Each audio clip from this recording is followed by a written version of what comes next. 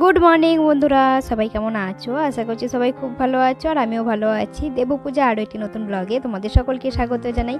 এখন বাজে সকাল 10টার মতো আর আজকে ব্লগটা আমি এখন থেকে শুরু করছি। আশা করছি আজকে ব্লগটা তোমাদের কিছুটা হলেও ভালো লাগবে। তাহলে বন্ধুরা চলো আজকে ব্লগটা শুরু করা যাক। সকাল সকাল স্নান করে বেরিয়ে পড়েছি আর আজকে যাব কতুলপুরে। কদিন আগে দেখলেন আমার জন্মদিন গেল, আমার 25 বছর কমপ্লিট হয়ে গেছে, তাহলে তো লক্ষ্মীর ভান্ডারটা খুলতে হবে। তার জন্য বাপের বাড়ির ওখানে যাচ্ছি আর আমার এখনো ডকুমেন্টস তো কিছু ট্রান্সফার হয়নি, ওর জন্য ওখানে যেয়েই খুলতে হবে। হয়তো দেখে ভাবছো এই গরমকালের দিনে আমরা এত মোটা মোটা সোয়েটার পরে কোথায় যাচ্ছি। আসলে এটা গরমকালের ভিডিও নয়, শীতকালের ভিডিও। সেটা তো শেয়ার করার টাইমই পাইনি, আর তখন মাধ্যমিক পরীক্ষা চলছিল একদম শেষের দিকে। আমি তো তোমাদের সাথে সমস্ত কিছুই শেয়ার করি, তাই ভাবলাম এটা কেন বাদ থেকে এটাও শেয়ার করে দিই। কিছুটা দেরিতেও হলেও তবু তোমাদের সাথে শেয়ার করে দিলাম। তারপরে আমরা একটা দোকানে ঢুকে পড়েছি খাওয়ার জন্য। সকালে তো না খেয়ে এসেছি আর এখানে এসে দেখো গরম গরম ঘুগনি আর তার সাথে ব্রেড শেকা, তার সাথে একটা করে ডিম সিদ্ধ। আর এখানে ঘুগনিটা আলু ছাড়া করে, খুব সুন্দর করে, আর আলু ছাড়া ঘুগনি তো ওর জন্য ভালো হয়। খাওয়া দাওয়া করে এখন আমরা আবার বেরিয়ে পড়েছি আর এখান থেকে কতুলপুর যেতে 40 মিনিটের মতো লাগবে। প্রথমে বিডিও অফিসে যাবো, দিয়ে ওখান থেকে আবার বাপের বাড়িতে লাঞ্চ করে তারপর আবার আসবো। এখন আমরা বিডিও অফিসে পৌঁছে গেছি আর আসার পরে আমাদেরকে বাইরে একটু অপেক্ষা করতে বললো। আর আমাদের সাথে দেখো বাইরে আরো অনেকেই আছে, ওরাও অপেক্ষা করেছে। পরে আমাদের লক্ষ্মীর ভান্ডারের ফর্মটা দিয়ে দিয়েছে আর ও দেখো বসে বসে সেটা ফিল আপ করছে। ফিল আপ করে জমা দিয়ে দিয়েছি আর খুব তাড়াতাড়ি হয়ে গেছে। আর ফর্ম জমা দিয়ে এখন আমরা বাড়ির দিকে যাচ্ছি আর ওর সাথে আরও একজন দেখা করতে এসেছে কোনো একটা দরকারে হয়তো। ওর জন্য দেখো আমি একটা জায়গায় দাঁড়িয়ে আছি আর ও হেঁটে হেঁটে ওখানে দেখা করতে গেল।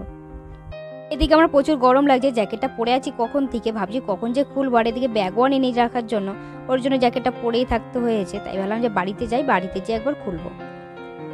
ডিএফসির পাশে একটা চিলড্রেন পার্ক আছে, সেখানে দোলনা এটা সেটা আছে আর আমি দাদারি দেখছিলাম। আমারও চাপতে ইচ্ছে করছিল কিন্তু একা বলে চাপলাম না, যদি আবার কেউ বকাবকি করে। আর এদিকে দেখো পিডিও অফিসের চারিদিকে বাস ঘিরে রেখেছে, হয়তো কোনো অনুষ্ঠান আছে। তারপরে আমরা চলে এসেছিলাম রয়্যাল রেস্তোরাঁয় আর আমি এখানে দেখো একা একা বসে আছি, ও আবার পিছনে কতগুলো দাদার সাথে কথা বলছিল। শেষ করে এখন আমরা আবার দুজনে মিলে বেরিয়ে পড়েছি আর এখন যাচ্ছি বাপের বাড়ির দিকে। আর দু সাইডে দেখো আলু গাছ লাগিয়েছে আর এই সবে বেরিয়েছে তো চারিদিকে দেখো সবুজ পাড়া লাগছে, বেশ সুন্দর লাগছে দেখতে। আর বাপের বাড়িতে থাকবো না, খাওয়া দাওয়া করে তারপর চলে যাবো। ওর একটু কাজ আছে, ওর জন্য থাকবো না। আর কদিন আগেই বাপের বাড়ি থেকে গেলাম, এত দূর এসেছি, তাই ভাবলাম বাপের বাড়ির সবার সাথে দেখা করে যাই। এই যে দেখো বাড়িতে চলে এসেছি। বাড়ি ঢোকার সময় বাদিকে যে বাড়িটা তৈরি হচ্ছে ওটা কাকাদের বাড়ি তৈরি হচ্ছে। তার সাথে সাথে সবাই মিলে খেতে বসে পড়েছি আর এদিকে লক্ষ্মী দিদিও বাড়িতে এসেছে। আর আমরা যখন রয়্যাল রেস্তোরাঁ থেকে আসছিলাম তখন আবার সবার জন্য চিকেন ললিপপ নিয়ে এসেছি। এই যে দেখো বাড়িতে আসার আগে আমরা একটা সোনার দোকানে ঢুকেছিলাম আর ওখান থেকেই আংটিটা কেনা হয়েছে। বর্মশাই এটা গিফট করেছে জন্মদিন উপলক্ষে। তখন তো গ্রামে ছিলাম তাই দিতে পারেনি, আর বিষ্ণুপুরে যখন এসেছি তখন নিতে গেছিলাম, আমার আঙ্গুরের মাপে পাইনি, তাই কতুলপুরে এসেই আজকে কিনলাম আর আংটিটা নিয়ে এসে সবাইকে একটু দেখালাম। তা করে খানিক্ষণ বসেই চলে এসেছি, বেশিক্ষণ বসলাম না, কারণ অনেকটাই তো যেতে হবে, রাত হয়ে যাবে অনেকটা, ওর জন্য তাড়াতাড়ি বেরিয়ে পড়লাম। আর এদিকে দেখো সূর্য মামাকে কত সুন্দর লাগছে দেখতে, জঙ্গলের মাঝে বেশ সুন্দর লাগছে কিন্তু দেখতে। এই জায়গাটা আমরা যতবারই আসি, যাওয়ার সময় কি আসার সময় কি ততবারই দেখি সিগন্যাল পড়ে যায়, তাই এই জায়গাটা একটু দাঁড়িয়ে তারপর যেতে হয়। এখন আমরা চলে এসেছি বনলতায় আর ও এখান থেকে চা খাবে, আর যতবারই যাওয়া আসা করে ও এখান থেকেই চা খায়। আর আমি তো চা ভক্ত নয়, ওর জন্য ও একা একাই খাচ্ছে আর আমাকে বারবার বলছিল খাবে নাকি, আমি যে না খাবো না, আর আমার চা খেতে গেলেই আগে জিভটা পুড়বে।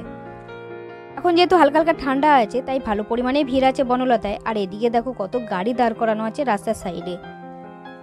ভিডিওতে কমেন্ট করে জানিয়েছিল একজন তার বাড়িও নাকি জয়পুরে। এখন আমরা আবার যাচ্ছি বিষ্ণুপুরের দিকে আর জঙ্গলের মাঝ দিয়ে যাচ্ছি, তো এখনই দেখো কত পরিমাণে কুয়াশা জঙ্গলের মাঝে, পুরো সাদা হয়ে গেছে মাঝখানটা।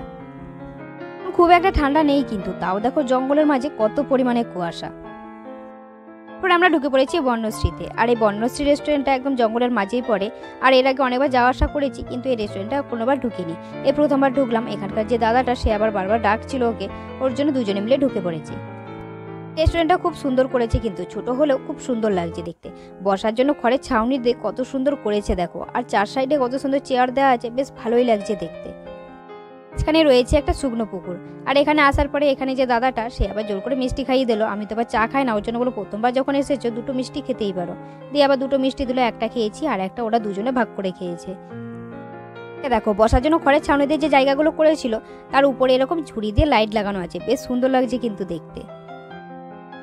ছোট ছোট টি হাউসগুলোও কিন্তু খুব সুন্দর করেছে।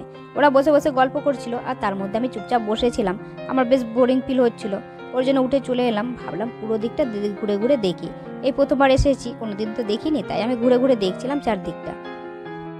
এদিকে দেখো সন্ধে হয়ে গেছে, এখন আমরা বাড়িতে যাইনি, ওর কাজ হলে তারপরে আমরা বাড়িতে যাব। তাহলে বন্ধুরা চলো আজকে ব্লগটা বেশি বড় করছি না, এখানে শেষ করছি। আজকে ব্লগটা কেমন লাগলো অবশ্যই কমেন্ট করে জানাবে, ভালো লাগলে একটা লাইক শেয়ার করে দেবে। দেখা হচ্ছে খুবই শীঘ্রই পরবর্তী ব্লগে, ততক্ষণ তোমরা সবাই ভালো থাকবে, সুস্থ থাকবে। আজকের মতন টাটা সবাইকে।